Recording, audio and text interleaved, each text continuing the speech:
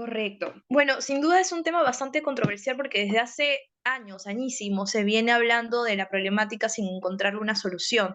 Y creo que un punto bastante importante es el tema de ser una sociedad conservadora. Leí un artículo, la verdad me chocó un poco el contraste, porque hablaba sobre que aunque se regule, aunque se legalice, se vive todavía la violencia, ya que al pagar por un servicio el varón puede tomar autoridad sobre ese cuerpo, hacer y deshacer, y se encuentran todavía en ese estado de vulnerabilidad.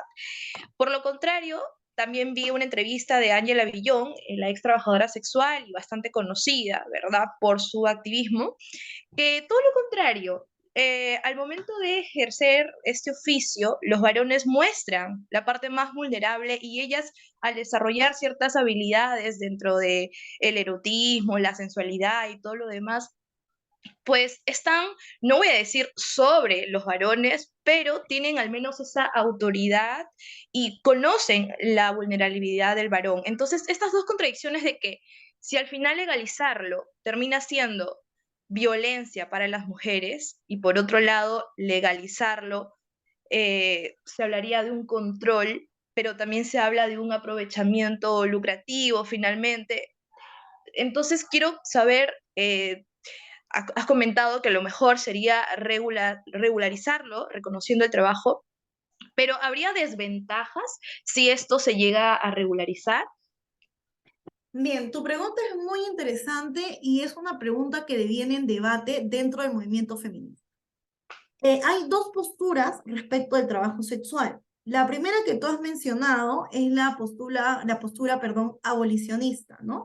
Que menciona propiamente que el regular el trabajo sexual lo único que hace es eh, Por la violencia.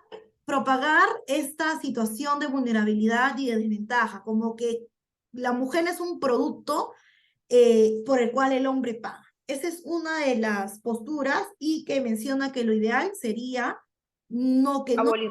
regule Ujú. y que simplemente se acabe el clientelismo, ¿no? Que ya no, pues, no se consuma trabajo sexual. Esa es una de las posturas. Y la otra postura es la postura regulacionista, que es la postura que yo personalmente defiendo y por la que yo me encuentro a favor, ¿no? ¿Y por qué? Porque hay muchísima evidencia de data, ¿no? En donde nos dicen que países desarrollados que han regulado el trabajo sexual, te puedo citar a Países Bajos, las mujeres trabajadoras sexuales se encuentran en una situación idónea, en una situación, digamos, buena para su propio bienestar, porque tienen seguro de salud, tienen protección, tienen espacios en donde ejercer, incluso esta situación en donde ya hay una regulación genera un nivel de protección y de información tanto para la persona que ejerce como para el cliente.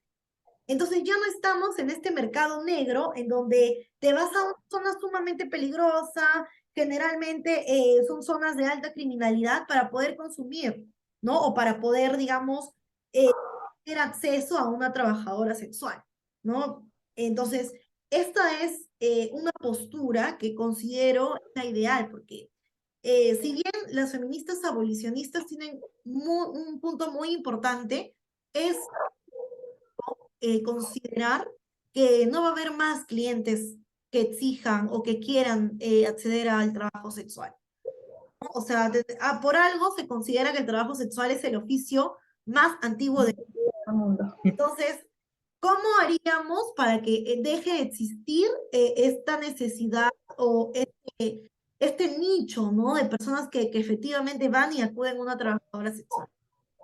¿Cómo se haría, no? Y mientras se busca el camino, ¿qué pasa? La ejerce. Las dejamos a la intemperie, le decimos, ¿sabes qué? No, tranquila, voy a conseguir que nadie nunca más consuma trabajo sexual.